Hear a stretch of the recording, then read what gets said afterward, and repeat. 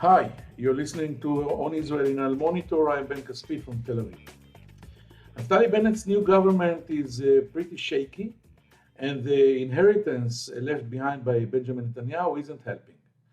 The jewel in Netanyahu's crown, his anti-Iran strategy, is collapsing with a bang. In Iran's ongoing cat-and-mouse game with world powers, Iran has now become the cat. It's closer than ever to a bomb. It doesn't see itself bound to any agreement, and is not in any rush to return to the deal that limits its nuclear program. They even seem to have exhausted the Biden administration. When Bennett took office in June, he found that Netanyahu had not prepared the military for a potential attack on Iran's nukes in case it should have to go or to do it alone. While he convinced President Trump to pull the US out of the deal with the Iranians, he failed to provide for an emergency of the kind that's now approaching.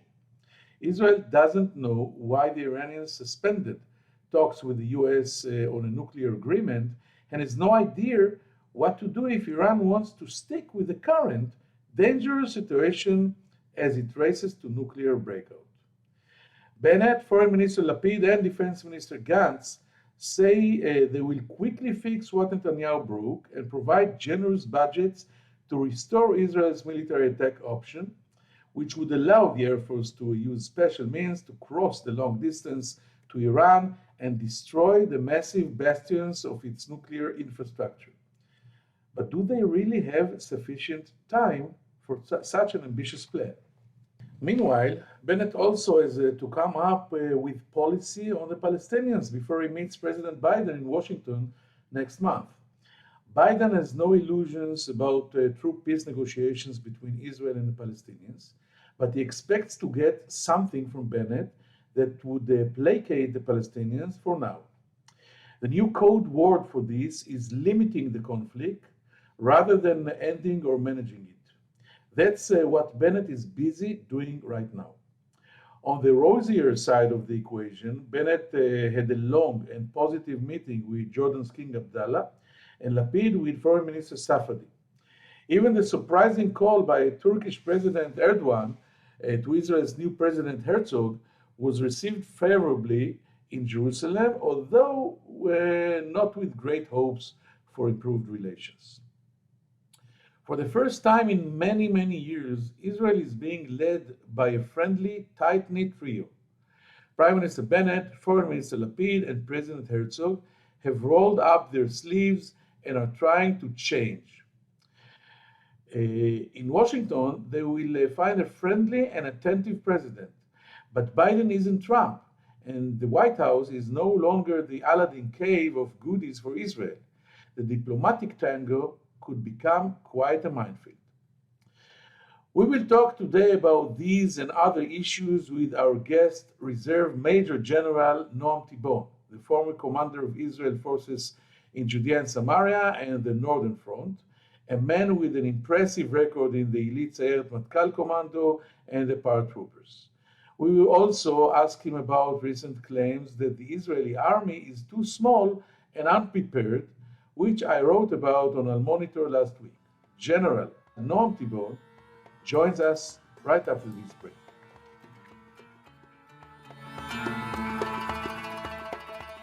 If you're listening to this podcast, you obviously care about the Middle East, and if you do, you should probably be reading Al Monitor. Al Monitor is a global newsroom headquartered in Washington, D.C., with a network of over 160 contributors around the world.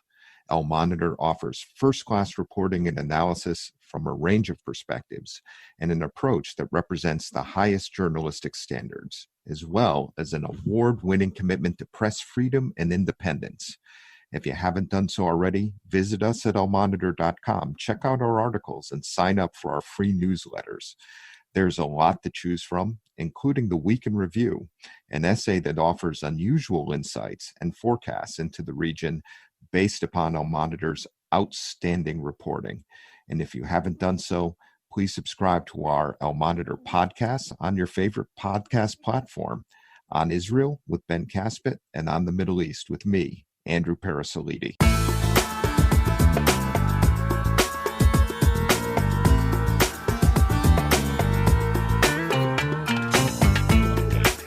I'm happy to say now hello to General Noam Tibon, that is joining now us from Israel.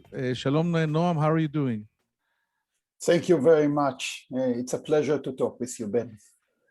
Okay, so let's start. And before talking about, Prime Minister going to visit the president, etc., and the whole global arena around Israel, let's start with the IDF, an organization with which you're intimately familiar. Deputy IDF Chief Eyal Zamir dropped a bombshell recently when he said that the military was too small to handle all its tasks and may not be able to provide an optimal response if fighting breaks out on several fronts, as was the case during Operation Guardian of the Walls with Gaza in May. What's your opinion in this tricky question? I think that a military should always be prepared to a difficult but reasonable scenarios and to build the force according to those scenarios. And if we look at the borders around Israel today, and I guess we will focus on those issues later today, we have Hezbollah in Lebanon, which we believe is the strongest enemy of Israel today, guided mainly by hundreds of thousands of missiles and special forces and ready to urban warfare against Israeli forces inside southern Lebanon. Hezbollah is, of course, has back by Iran. So this is one front. The other front is Syria. And again, we're not talking about the Syrian military forces, but maybe Iranian forces, maybe Hezbollah forces, and also missiles from that front. And we have Gaza, Hamas. I believe that the IDF is strong enough to face a scenario when we have all those three fronts combined, fighting against Israel. I think it's the main issue and is how to build the force, because we don't have military enemies anymore. We have peace with Egypt, which is wonderful. We have peace with Jordan. We don't believe that the Syrian military force is dangerous anymore. So how to be ready to fight something which is not military force? And I think this is the main struggle that the IDF is facing today. And in the last, let's say, almost 20 years, the IDF is investing mainly in Air Force, intelligence, and special forces. This is the main effort of the IDF. And IDF is using all those three special strategic forces to what we call war between the wars. And this is mainly operation behind the scene that the IDF is doing almost on weekly or monthly basis in Syria and Lebanon and all over the region. But this is not a real war.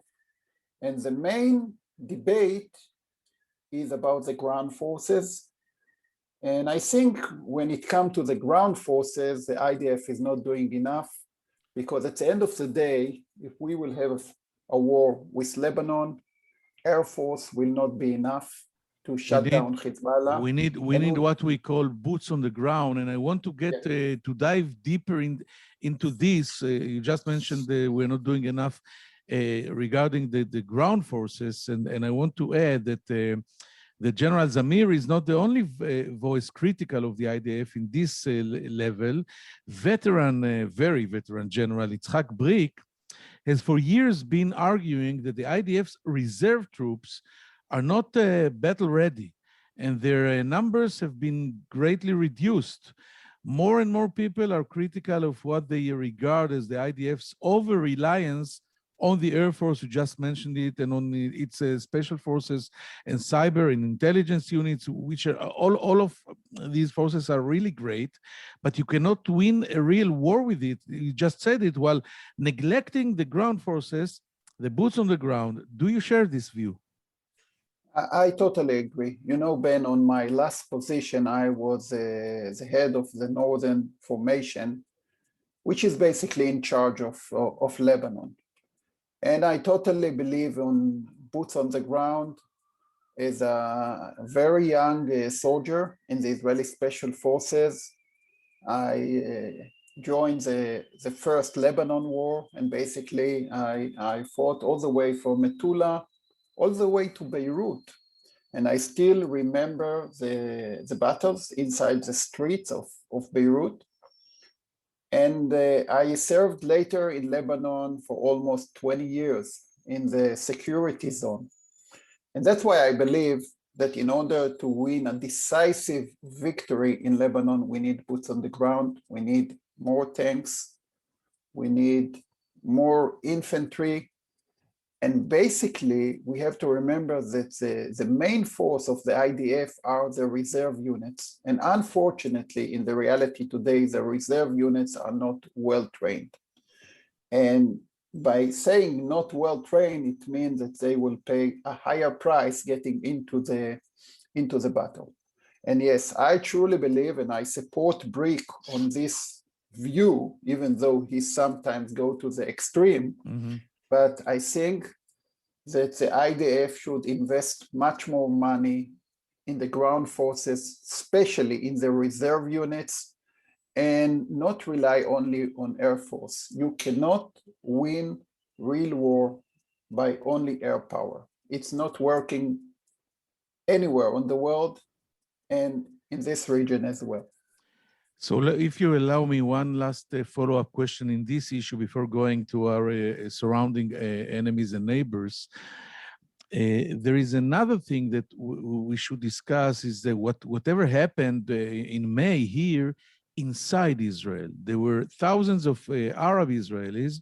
Thousands is not, we have close to 2 million Arab Israelis. Thousands is not a high number, but the inside the riots against symbols of the government and the violence we saw may teach us that in D-Day we might face difficulties inside Israel, and there is an idea by another general, Aaron Haliva, maybe to build a national guard that will be able to help the Israelis, the small Israeli police, to handle it. What do you think about it? You know, I really think that there is a major shift in Israel regard to the Arab Israelis. We can see it in politics, we can see it in health, in the hospitals, and we can see it in a lot of means. And we have a lot of experience of wars and operations. And by large, we can say that the Arab Israelis were not a huge problem. So yes, I think that the IDF should help the police regard to the Arab Israelis, but I don't think that this is going to be a major front if we will have a war in Lebanon or in Gaza. I think that they will be under the attack of thousands of rockets that will headed towards Israel. And we saw in the Second Lebanon War that many casualties were Arab Israelis. So I really think that, you know, this is not a realistic scenario. And by the way, I think that the state of Israel and the government should bring them more and more to be involved in what's going on in Israel. You know, on the last Corona year, we saw that, you know, they were in the front. We saw a lot of doctors, nurses. Yes. So, you know, I really don't think that this is... You did not mention yet the history, the making of history with first time in the Israeli history of an Arab party and the Yeah, of Muslim course. Brotherhood Party that is inside the Israeli government. So it is really unbelievable. And I totally agree with you. It's not a strategic problem, maybe tactical, but not much more. So let's go outside and, of course, start with Iran. According to a news report over the weekend, President Trump planned or considered or toyed with the idea to attack Iran in the final days of his presidency after losing the election. Could Netanyahu have based his strategy on such an American attack, which did not happen and left Israel unprepared? You know, Ben, I think that you and I see this in a very similar way. I believe that the biggest failure of Benjamin Netanyahu as a prime minister of Israel is the Iranian case.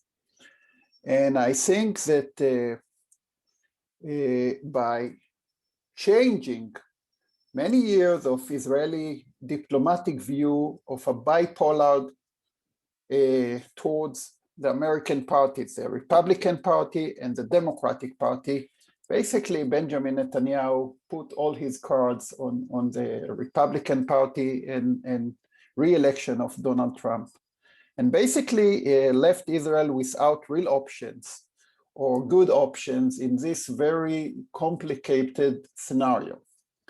And I truly believe that when you look of the 12 years of Benjamin Netanyahu in power in Israel, what happened to Iran regard to every asset, regard to their nuclear program, we see that this is a big failure of Benjamin Netanyahu. And in my view, I don't know, of course, whether it's true or not that the Trump administration have thought of something like this to attack, but I think that Iran is a worldwide problem. It's not only the problem of Israel, and Israel should be involved in the solution.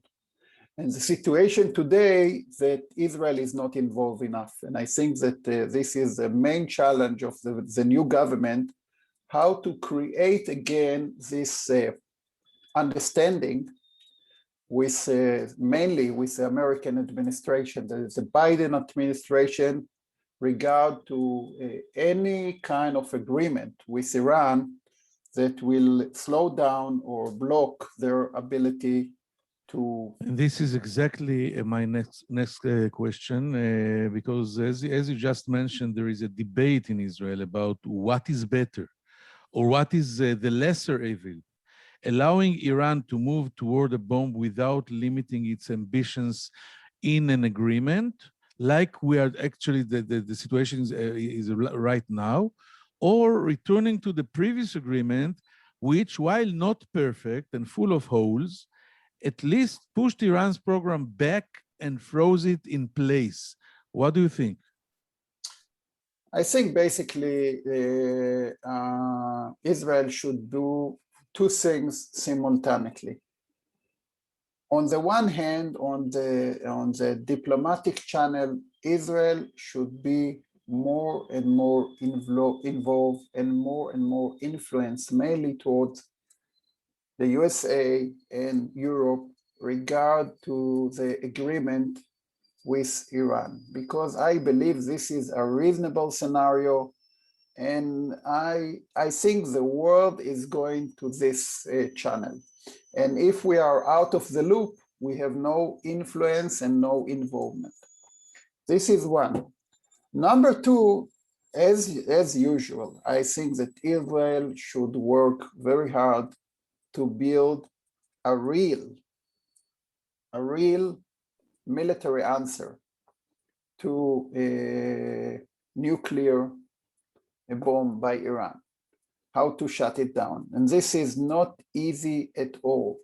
It demands a lot of thinking, it demands a lot of money, and it demands something new, that we will build something new that will surprise.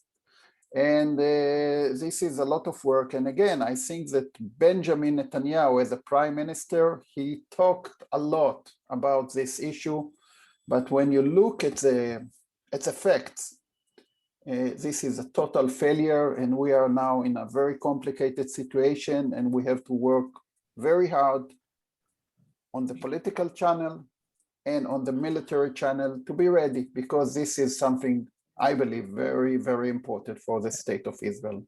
Actually, you're saying we have to maybe speak softly, but hold a very big stick in our hand. But isn't it too late? Because I remember, and I think you were serving in the army then, that in 10 years ago, in the beginning of I think between 2009 and 2012, when it was relevant talking about an Israeli strike on the Iranian nuclear infrastructure, there was a big debate in our side. What good will it do? Are we capable of hitting such a distant target? And so, it's not a nuclear reactor that you can just blow. It is it is underground and very difficult. And then 10 years ago, no one was sure what can we do there, and is it good enough? And the debate was between, can we delay the nuclear program of Iran in 2 years or 4 years? Now we're 10 years later. It is all armored under very heavy mountains, etc. And can we do it just like that? Invest 25 billion shekels and think out of the box and produce a military option within 2 months? Is it relevant? I really don't think that it's smart to discuss, operation scenarios. But I would say this: number one, we don't have any choice. We have to be ready.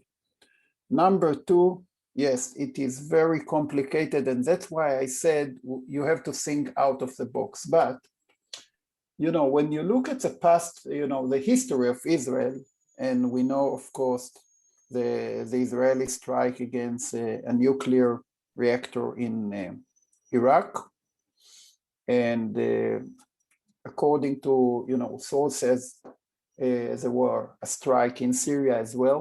No, I have to announce that Israel took full responsibility on the strike in Syria 1 or 2 years ago. So now you can say Israel, it's okay. Okay, so I think this is a very good policy. Now we have to talk less and do more.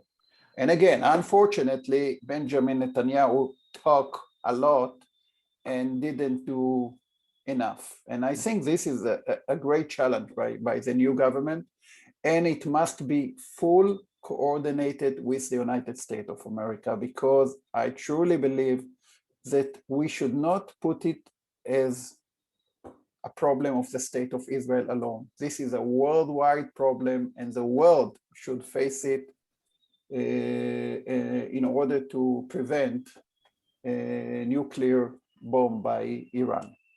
I think what you just said was a quotation by Naftali Bennett, Prime Minister, that said, in the Knesset, there would never in the history of Israel, there was someone that spoke so much and did so little in the Iranian issue like Benjamin Netanyahu. And I think history will judge. Let's say the verdict is not out yet. We will wait and see. But I want to move to another front, which you know very closely, because if I remember, you've been the commander of Israeli ground forces in Judea and Samaria and the West Bank. And I wanted to ask you, what's your forecast for relations with the with the Palestinians? Bennett cannot lead negotiations with them, it's clear, but are there serious alternatives to negotiations that could be, at least ensure calm? Are you also concerned about Abu Mazen's hold on power? Ben, I have to start with a short story. When I was the commanding general of the West Bank division, basically, on the first year, I was fighting terror, and there were attacks inside Israel. It was a different era. But once we saw that the level of terror is very low, I started to work on two very important issues, which I truly believe this is the best way to invest today. Number one is the Palestinian military and police forces. And basically, we started to work with them and give them much more responsibility, mainly on the cities. The big cities, what we call the A area in the West Bank. And we found a very serious partner. And since then, until today, the relationship between the IDF, the Israeli Shabak security forces, and the Palestinian security forces on daily basis are very good, and it's preventing terror on daily basis. So we should focus, and it's very important to continue those relationships. I know that the Americans are very involved as well in this relationship between the Israeli and the Palestinian security forces. So this is one channel. The other channel, which is very, very important, is economy. Economy. We have to create jobs to Palestinians. We should try to teach them how to get into the high-tech area, that young people in the West Bank will have hopes and dreams. They can go to university, they can work, they can provide to their family. I think when you have hope, this is the biggest threat or enemy of terror. On places like Gaza, when you don't have hope for young people, basically the only way that they can do is to, dig tunnels or, become terrorists. And that's why I think that Israel, it's in the main interest of Israel to focus and help the Palestinian economy and focus mainly on young people. That the unemployment, today it's 30% unemployment, 40% unemployment, we have to take it down. We have to create work. We have to let them go and come and work in Israel, that they can earn money and get into this different level of life. So those are the two channels which I believe that Israel should invest now. I think that under the leadership of Abu Mazen, it will be very, very hard to move forward to an agreement. But at the end of the day, this is my own belief. I truly believe in the two-state solution. And I think with the right leadership by Israelis and Palestinians, we can create this reality. And so actually you're saying today, right now, if you cannot solve the problem, you can reduce it and work on conditions on the ground, security, economy, jobs, hope. So let's move to a place where we cannot see or look, or everything is very pessimistic and falling apart. And I'm talking about Lebanon, which is falling apart on live television. Nasrallah is leveraging the chaos and will try to turn Iran into Lebanon's savior. Should Israel intervene? During the civil war in Syria, we decided to stay out of it and watch from the sidelines. Looking back, many people think that was wrong. How about now? I will start with a little bit of history perspective, because we are now 15 years after the Second Lebanon War. That was, I was in the military on those days, and if you remember, Ben, this was a very, let's say, a war that basically Israel ended with they felt that it's a failure. It's not a success.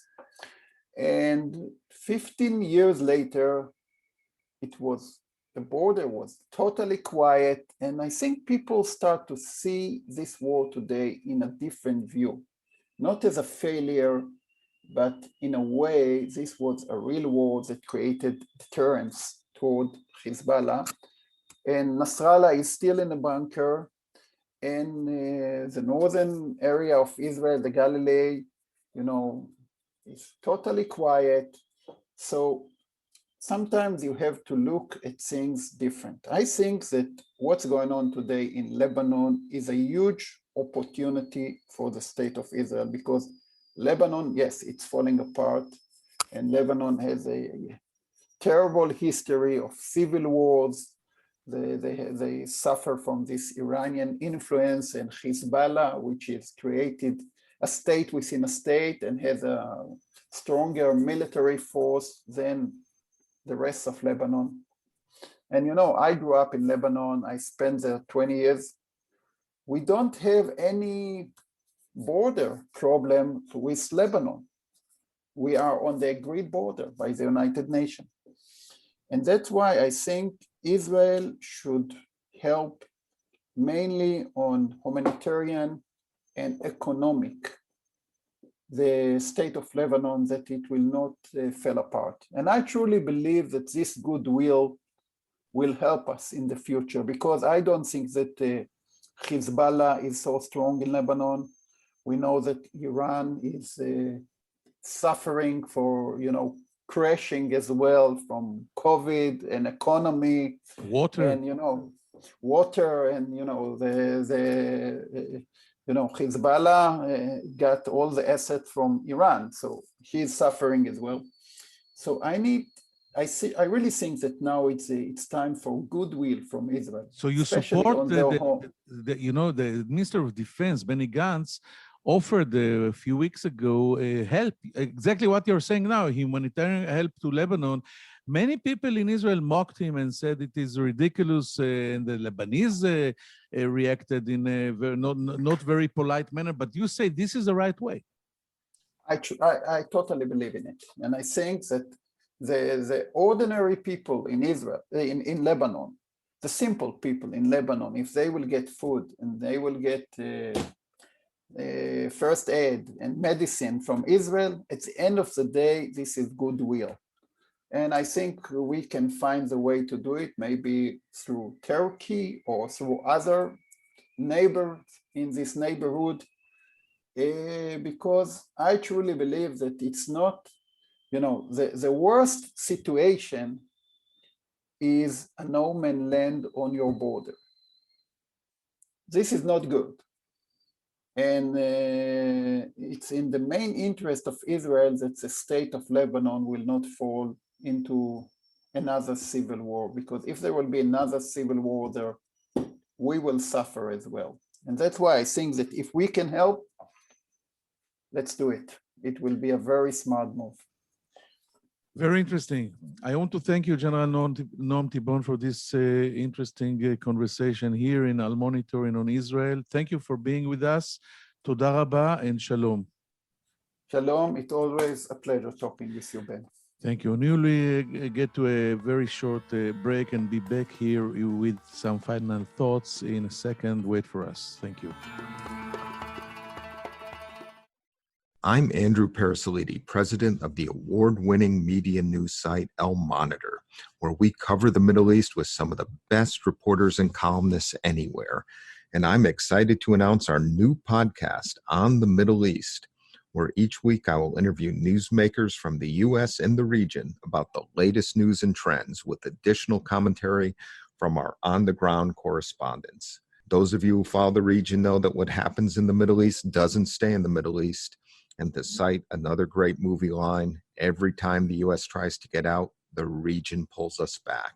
Your time is valuable, so let me promise you this.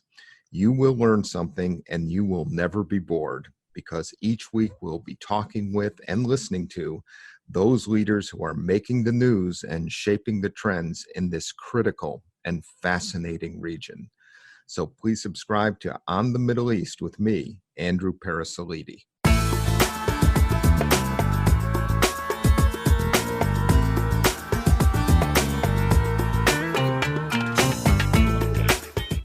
Thank you for staying with us. The three main issues we've just spoken about with Major General Noam Tibon were Iran, the Palestinians vis-a-vis Israel, of course, and Lebanon. In the Iranian front, Major General Tibon said that Israel must do anything in order to get closer to the United States and influence the negotiation about going back or not going back to the nuclear deal. He stated that the Iranian issue is the biggest, maybe historic failure of Benjamin Netanyahu as prime minister, that in his words, spoke a lot and did close to nothing. And he actually used almost the same impressions and quotations of Prime Minister Bennett that they said in the Knesset the other day, that never in the history of Israel there was someone like Netanyahu that spoke so much and did so little in the event of the Iranian problem. And another interesting thing that Major General Tibon said is that Israel has to have a reliable, relevant, real military option in Iran.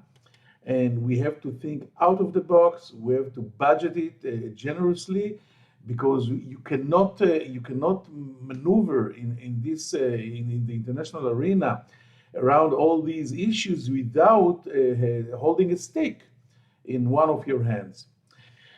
About the Palestinian track, he said Major General Tibon is aware that solving the problem, the Palestinian problem or the conflict right now is irrelevant. And he told us a story that the cooperation, the military and intelligence cooperation between Israel, the IDF, the Shabak, and the Palestinians started in his days as the commander of the Israeli division in the West Bank. He said that we have to emphasize on steps on the ground like this cooperation that is existing, strong, real, on a daily basis, and saving life on both sides of the front.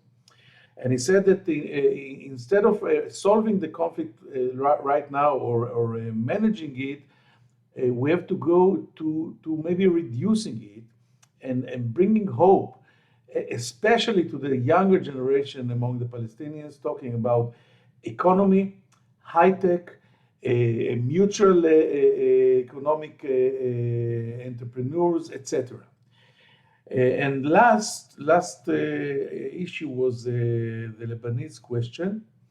He said that he praised the offer that Defense Minister Benny Gantz stated a few weeks ago, that when he offered the Lebanon humanitarian aid by Israel, many mocked Gantz because it's irrelevant, and Hezbollah immediately reacted and refused, etc.